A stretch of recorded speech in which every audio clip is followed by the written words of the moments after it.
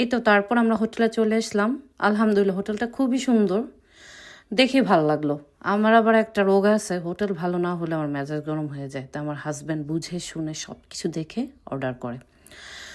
তো যাই হোক, আলহামদুলিল্লাহ আমরা হোটেলে চলে আসলাম। এখন হোটেলের ভিতরে ঢুকে একটু দেখছিলাম, তো পুরোটা দেখে সবাইকে বলছিলাম আমার হাজব্যান্ড যে তাড়াতাড়ি তোমরা ফ্রেশ হয়ে নাও, চলো গিয়ে কিছু খাবো, দেন জুরিক সিটিটা একটু ঘুরে দেখবো।